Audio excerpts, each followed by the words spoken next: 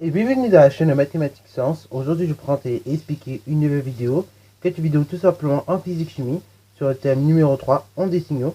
Et dans cette vidéo de physique-chimie, on va tout simplement ici réaliser un petit exercice qui va s'afficher juste là, sur tout simplement tout ce qui concerne la loi ici, donc tout simplement de Descartes. Ok, voilà. Alors donc, ici exercice assez simple, assez court, qui va vous permettre d'appliquer la loi de Descartes. Donc, ici on vous dit quoi? On vous dit donc un rayon incident parallèle donc au sol arrive tout simplement à la surface de prisme de section équilatérale. Ok, c'est-à-dire que tous les angles là du triangle valent tous alpha, c'est-à-dire 60 degrés. À l'aide du schéma ci-contre, retrouvez donc l'expression de l'angle d'incidence I, donc que vous voyez sur ce schéma, en fonction de la valeur de l'angle A, enfin de l'angle alpha plus précisément. Question B, donc déterminer la valeur de l'angle de réflexion I2, sachant que l'angle d'incidence I1 vaut donc 30 degrés, ok, et que l'indice de réfraction du milieu NP du prisme vaut 1,5, ok. Donc là, voilà un petit exercice assez simple qui va normalement vous permettre de bien pouvoir appliquer les choses tranquillement. Voilà, et vous allez voir que cet exercice globalement n'est pas difficile en soi à faire, ok. Voilà. Alors du coup, c'est parti mon kiki. Vous pouvez mettre la vidéo en pause si vous avez envie de le faire, et donc on va corriger. Allez, c'est parti mon kiki. Alors pour ce faire, moi je vous propose toujours, voilà, quand on a un exercice comme ça un petit peu, même en physique, hein, voilà, je le dis souvent en maths, mais en physique c'est bien de le faire, c'est de faire un petit schéma, ok, parce que au moins, vous comprenez où vous allez, ok, vous comprenez la réflexion que vous allez devoir entamer. Donc rapidement, hein, voilà, je vais dessiner un prisme, voilà, mon angle alpha il est là, voilà, et puis après, donc j'ai tout simplement la normale, juste ici à peu près, j'ai mon rayon, voilà, qui est quelque part ici, puis après qui est réfracté comme ceci, voilà, voilà. Et donc ici le but est de trouver cet angle là, donc I, donc de trouver sa mesure en fonction de A, ok, voilà, voilà. Donc ici c'est l'air, ici c'est prisme, ok, voilà, voilà. Le prisme d'air qui encore une fois est en vert. Alors du coup, comment on peut trouver la valeur de l'angle ici? Alors déjà, première des choses qu'il faut savoir, c'est que la normale, comme je le disais, est toujours perpendiculaire à la surface de séparation, ok, bravo. Alors d'ailleurs, j'ai dit la surface de séparation, mais il y a un autre terme aussi pour parler de cette surface qui va séparer en fait un milieu 1 d'un milieu 2, donc en l'occurrence l'air du prisme.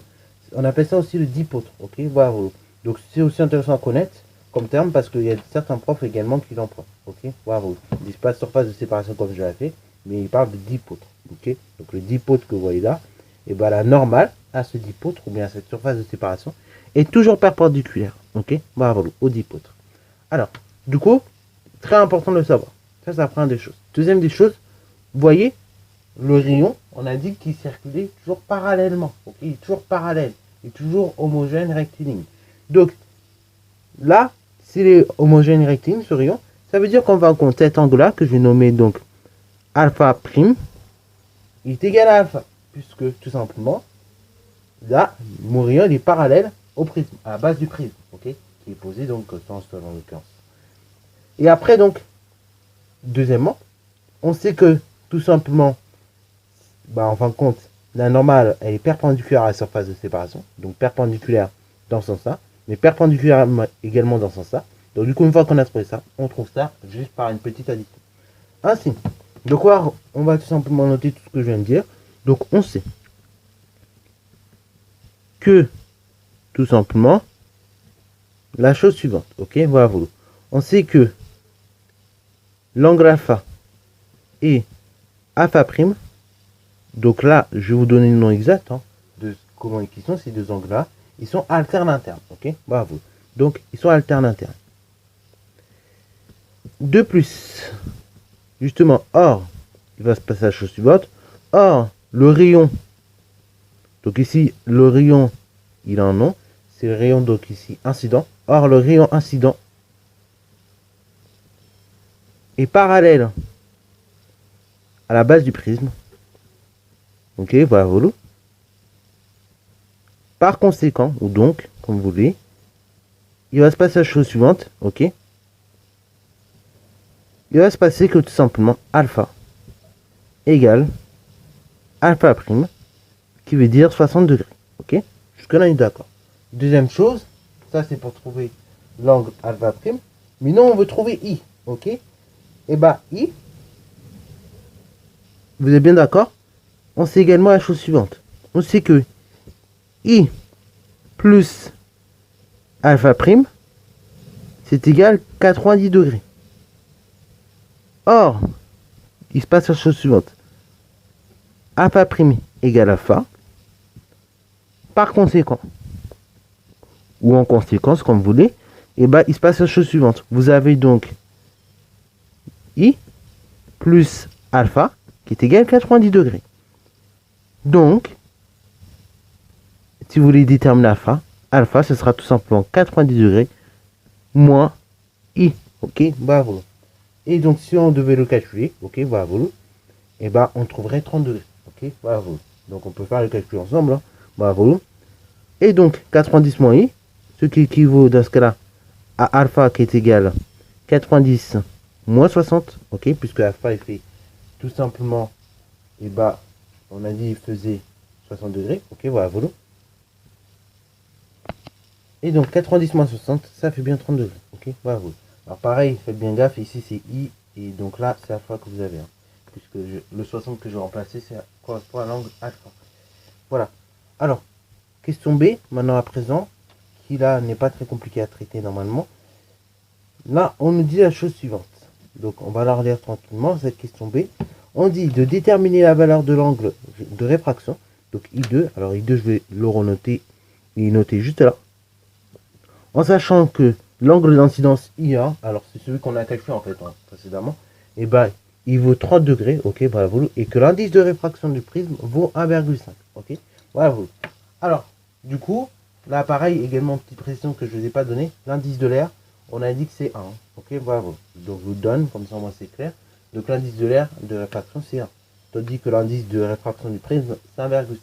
Alors bah on sait quoi justement au niveau des angles et de tout simplement des indices de réfraction, on sait que I1, donc plus précisément le sinus en fait, de I1, multiplié par tout simplement et bah, l'indice de réfraction du milieu 1, c'est égal sinus I2 multiplié par l'indice de réfraction 2. Ok, ce qui est équivalent à dire que dans ce cas-là, si vous voulez déterminer N2, ok, voilà, enfin, sinus de l'angle I2, d'une part, vous allez trouver la chose suivante. Vous allez trouver donc sinus de l'angle 1, ok, I1, fois N1, divisé par N2, ok. Et donc, ici, bah, si on veut déterminer directement l'angle, ok, voilà, et bah, vous allez tout simplement donc faire sinus directement, enfin, vous allez prendre I2, qui est égal donc l'inverse du sinus de l'angle I1 fois N1 divisé par N2, ok, bravo. Alors bon, soit on peut faire comme ça, ou soit bah, vous verrez, on peut remplacer et après donc déterminer directement la valeur de l'angle, ok, par déduction. Alors bon, nous on va remplacer directement, mais on peut il faut savoir qu'on peut très bien mettre bah, sinus moins 1, donc de ça, enfin de tout ça en fait, on peut mettre tout ça avec exposant moins 1 et donc ça vous donnera directement l'angle, ok, bravo.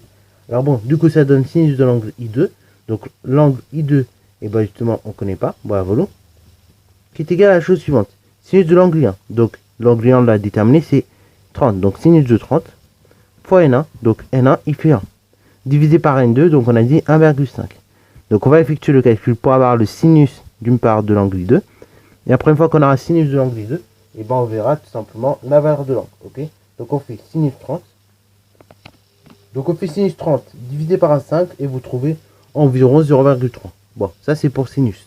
Moi, comme je veux tout simplement et bah I2 directement, et bah donc je vais faire 0,3 à l'exposant moins 1, ok, voilà, donc je vais faire arc signe dans ce cas là, ok, voilà, donc pareil quand vous faites vos fonctions trigonométriques là sur la calculatrice, vous faites donc normalement sur la mienne, donc ceux qu'on a TI-433 Premium, normalement vous avez ça, donc vous appuyez sur trigo, hein, comme on a vu dans le chapitre sur la trigonométrie, et après bah, vous appuyez sur tangent, donc ici c'est un sinus, pardon, donc sur sin moins 1, donc 4, et après donc vous ici sin moins 1 bah, du résultat, donc 0,33, voilà, donc rep, vous fermez la parenthèse, et ça va vous donner l'angle, donc 19,47. Ok, bravo. Donc I2, c'est environ donc 19,5. Donc 19,5 degrés. Ok, bravo, bien évidemment. Et donc là, on peut bien encadrer le résultat pour l'angle I2. Voilà, sur ce, c'est la fin de cette vidéo. J'espère qu'elle t'a plu. Si c'est le cas, n'hésite pas à la liker, commenter et bon instant en mathématiques et en sciences.